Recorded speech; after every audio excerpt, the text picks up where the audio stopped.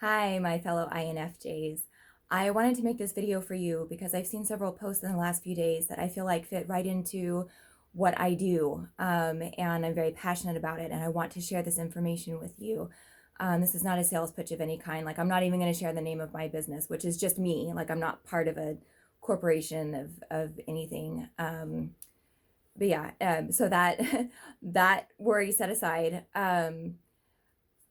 I feel like people are misinformed about trauma and undereducated on healing. And this that I want to share with you was life changing for me, in being able to step away from the dark spaces and understanding why my brain functioned the way that it did. So I'm not going to share all of the information on this is like a several hours long presentation.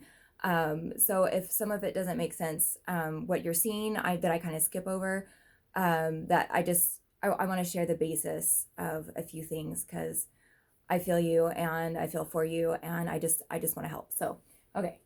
Um, so the pathology of trauma, what makes a bad experience turn into a traumatic one, right? Like, where is that line? The criteria that's been outlined are these four categories, and you only have to have one in order for it to go from traumatic or from bad to traumatic. So we have overwhelm to the point of helplessness, perceived threat to your physical life during the experience, where you feel isolated and alone, either during the experience or because of the experience. And then your expectations are violated from a person or people who are involved in whatever experience is happening. And that can include you. That can include your own expectations of yourself. If you feel like, man, I should have been able to stand up for myself and I didn't, that can be categorized as traumatic. And what happens in the body when our brain says, okay, this is now one of these categories, is our brain chemistry literally changes. Okay, our neural pathways shift. The chemical messengers that go throughout our entire body shifts, and it doesn't readily switch back. Okay, so once we have a traumatic experience, then we're kind of at that level. Our body doesn't go, oh, it's over. Okay, whew, switch back. We're kind of there, and I'll go into that more in just a minute. So the fact that our bodies do this is a good thing. Okay, in the initial response, it's a good thing because that instance that we're having is so incredibly stressful, we can't handle it at the level of functioning of where we were. So our bodies up level our experience to be able to help us survive what's occurring. Okay, but it's a short-term solution.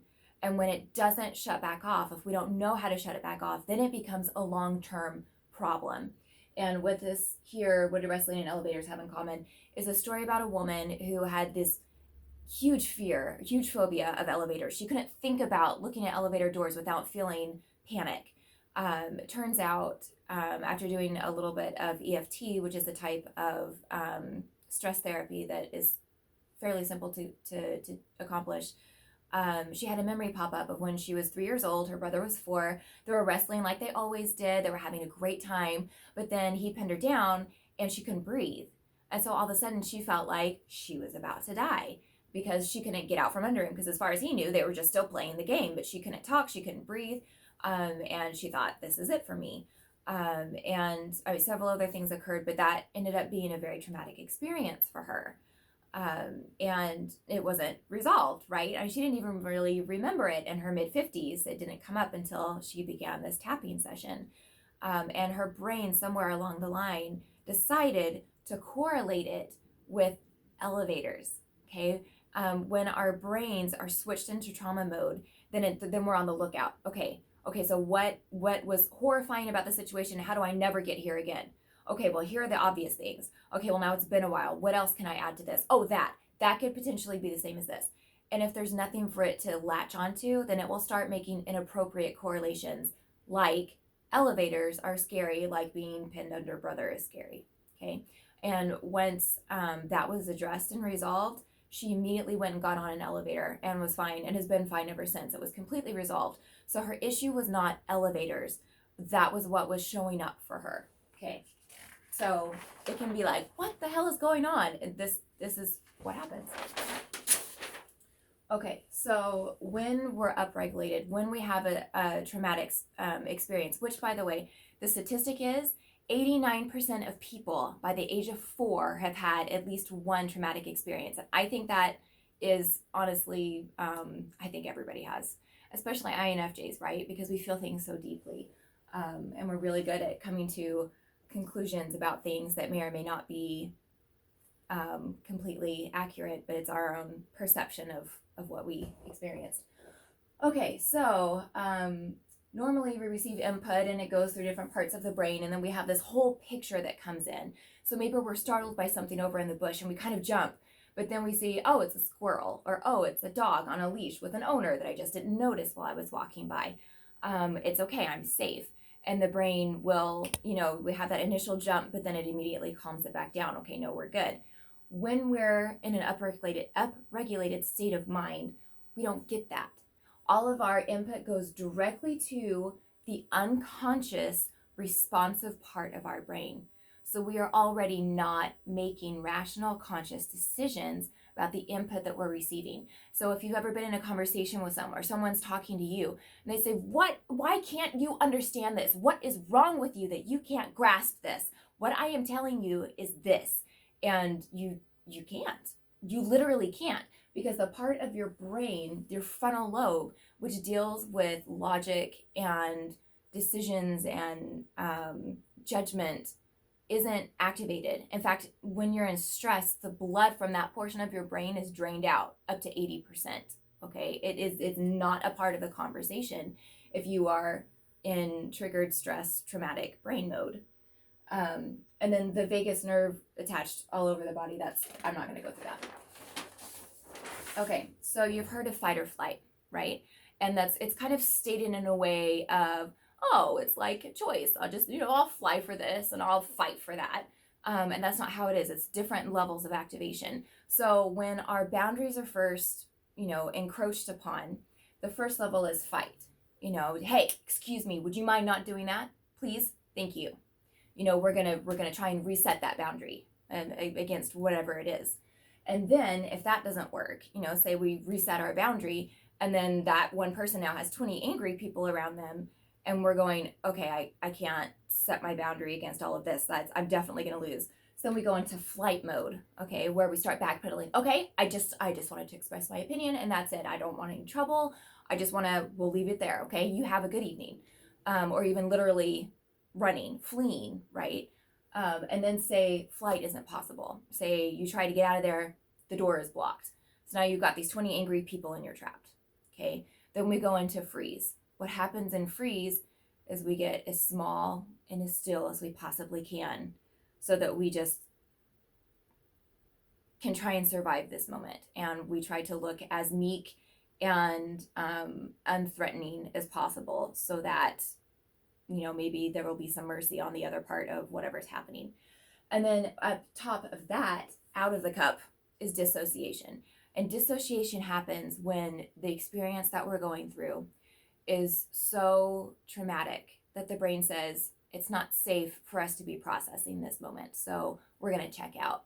We're going to completely detach from everything that's occurring right now. And you can have memory loss.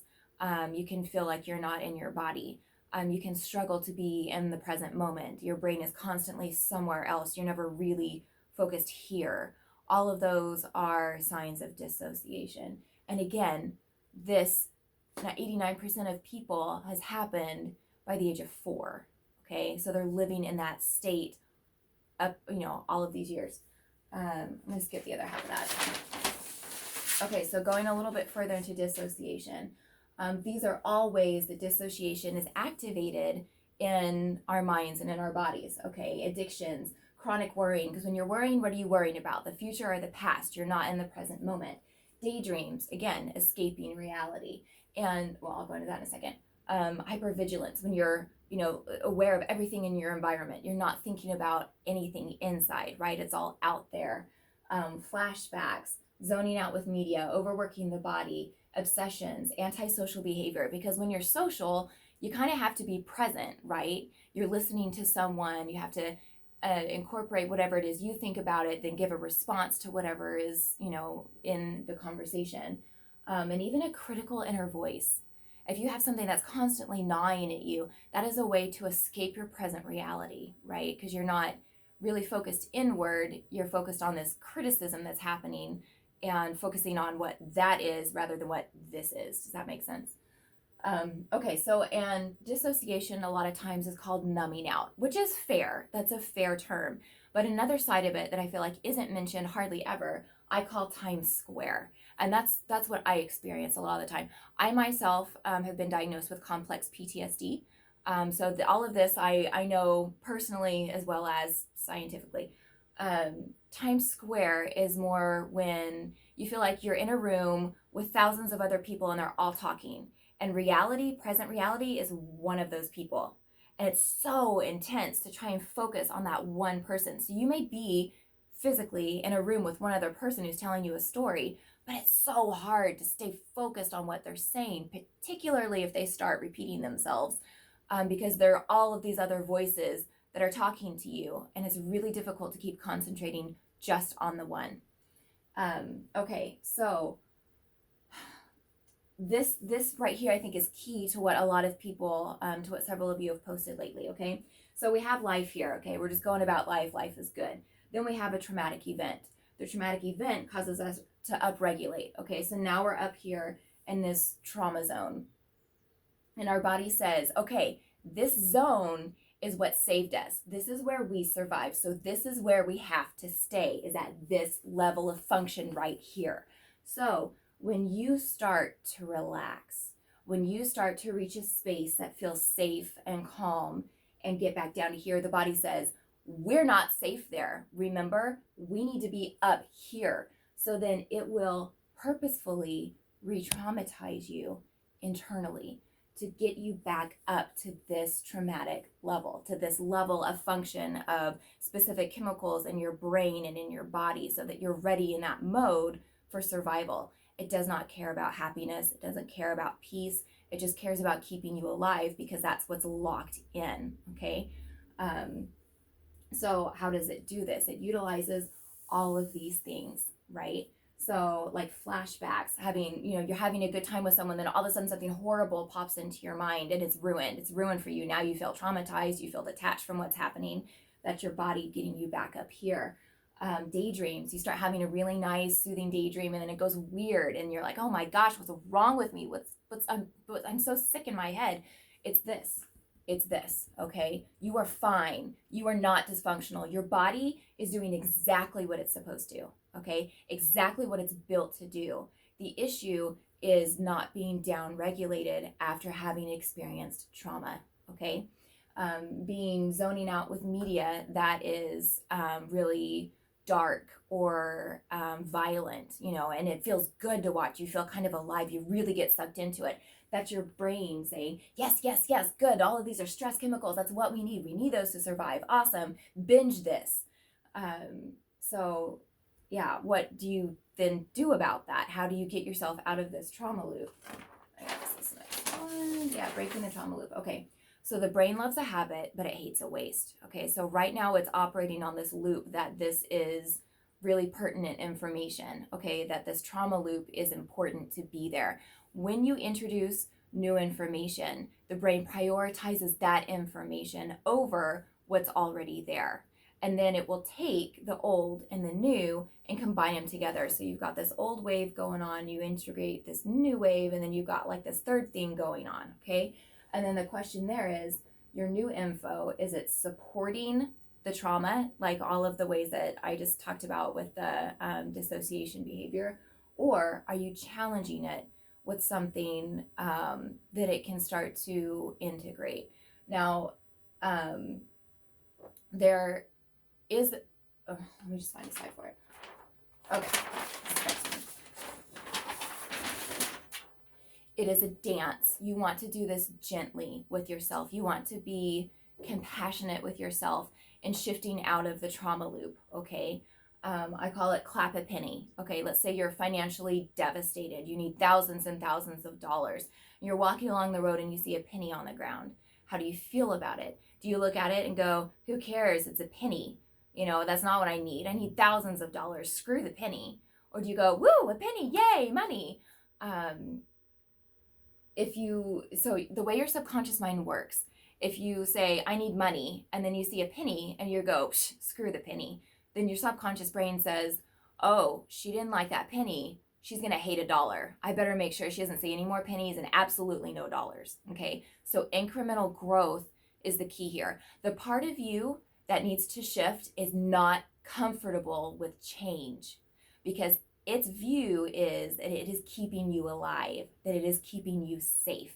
So in adjusting it, the information, the new information that you give needs to be gentle enough that you don't trigger it to make it angry, because that's when you start hitting those boundaries too hard. That's when you start to have the anger out of nowhere, where you argue for no reason. You know you're being irrational, but my gosh, you just can't stop it. Or you back off of something that's really good. You sabotage something. All of these are behaviors that happen when you push too hard on that boundary that you're trying to break. You need to be a little more gentle with yourself. That's the don't poke the tiger. That's the, coming across the barrier, irritation, restless, fear, anger. So maybe you show up to a party and the first 15 minutes are great. But then you start to feel restless and irritated and you kind of want to go. Because that is that part of you saying, okay, I'm not comfortable having fun anymore. I need a break from this. Okay. And then listen to that. Go for a walk, go into a back room, go pet the dog in the backyard, literally leave and go home, and be happy with yourself that you got those first 15 minutes, and clap that, because let's say today you're at a 10, of trauma and stress. Okay. You're just absolute worst it could ever be. And you do incremental clapping. Okay. And you're proud of yourself for these little bits of progress that you make. And next week, maybe you're at a 9.8. Okay. And you're happy about it. And then maybe next month you're at a 9.3. And then maybe 4 months later, you're down to a 7. And a 7 from a 10, that's a new life. Okay. And the more you integrate this, the easier it gets. Okay. That starts to build a relationship of trust with this. There are so many methods for trauma releasing out there that I feel are very valid. I'm not going to mention any here because I don't know if the administrators are even going to let me post this, and I don't want to seem like I'm trying to advocate anything. But if they say it's okay, and you ask, then I will post it in the comments of several different things that you can look into. One, I already mentioned tapping. That's one, and that's something that you can just Google or look up on YouTube. I highly recommend Dawson Church. He's phenomenal. He's a very renowned scientist for EFT. And then also the sense of smelling anything when you're in a stressful situation. The way it's connected to the brain, I won't geek out on you right now on that. But the way that your sense of smell is connected to the brain is it gives you a break. The way it introduces the smell to the brain, it goes directly to the subconscious mind. Okay, so a smell that you enjoy, so not like garbage, but like breaking open an orange or a bottle of essential oil. I wouldn't do something like a perfume because a lot of times those have toxic chemicals in them and your body may not see that as pleasant, even if the scent itself is nice. There's conflicting things in there. So choose something that's more healthful, a flower. So along those lines. Guys, I really hope this is helpful. I just, like I said, this is like my life's work. This is my passion. This is what I'm doing. So I feel ya and I love ya. And I hope this helps. Okay, bye.